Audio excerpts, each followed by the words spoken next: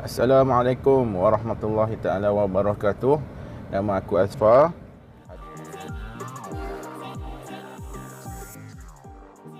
Hari ini aku akan buat satu vlog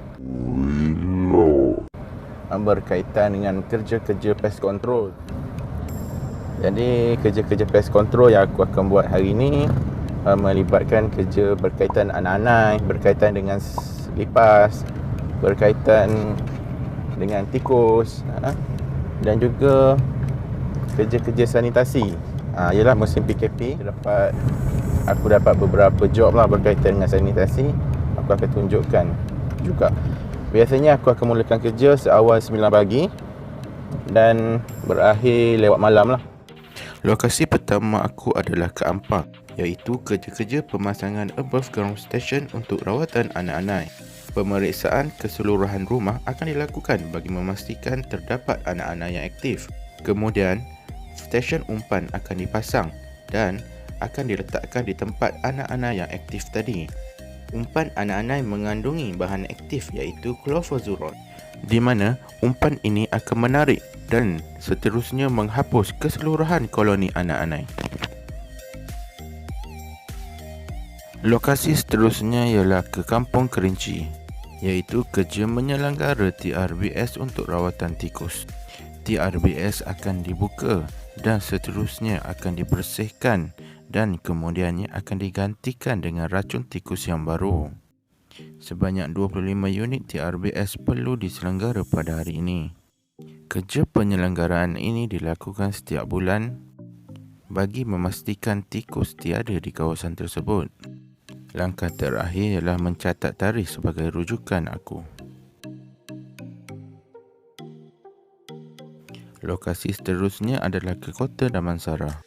Kali ini aku perlu memasang Woodvine R untuk tujuan menghalau tikus pada bahagian siling.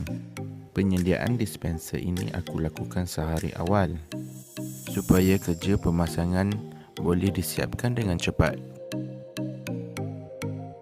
Setelah selesai ketiga-tiga lokasi tadi, aku mengambil sedikit masa untuk makan tengah hari dan juga salin pakaian.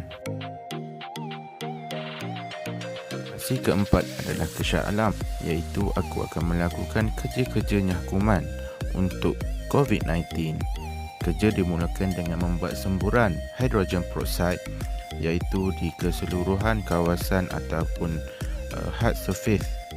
Semburan ini perlu dilakukan dengan berhati-hati supaya barangan sensitif tidak rosak. Setelah selesai membuat semburan, aku akan memulakan proses mengelap, iaitu menggunakan alkohol. Ini bagi bertujuan untuk memastikan kawasan-kawasan semburan yang tidak kena akan diganti dengan proses mengelap ini. Proses ini mengambil sedikit masa kerana ia perlu dilakukan dengan teliti. Lokasi seterusnya adalah ke Bangsar, iaitu aku akan melakukan kerja-kerja General Pest Control melibatkan semut, lipas dan tikus.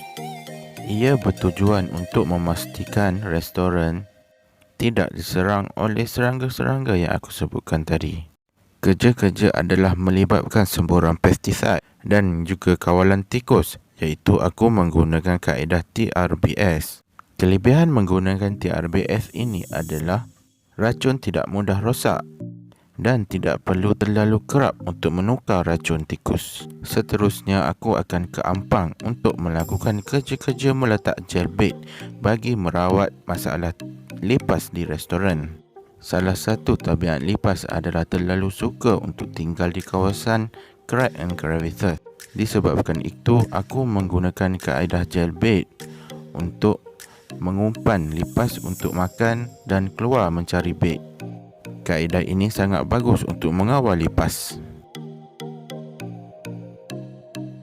Lokasi terakhir aku hari ini adalah ke Kajang untuk melakukan pemasangan UV lamp trap. Ia bertujuan untuk mengawal masalah lalat di restoran.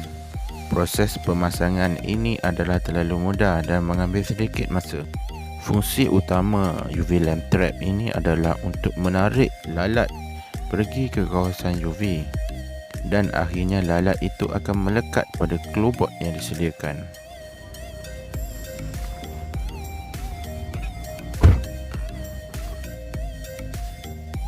Okey, alhamdulillah aku dah siapkan kerja hari ini. So sekarang dah pukul 6.40. Nampaknya aku siapkan dalam 7 job hari ni. Tu je lah kerja hari ni. So kepada sesiapa yang dapat manfaat daripada video aku, mungkin video aku ni boleh menjadi pengenalan kepada sesiapa yang nak menceburi bidang ni. So korang akan melalui kerja-kerja yang macam aku tunjukkan tadi. So itu saja video aku kali ni. So jumpa lagi di video yang akan datang. InsyaAllah aku akan buat satu video fokus berkenaan dengan chemical ataupun racun makhluk perosak yang biasanya digunakan oleh technician atau syarikat pest control. Okey, itu saja. Assalamualaikum. Bye bye guys.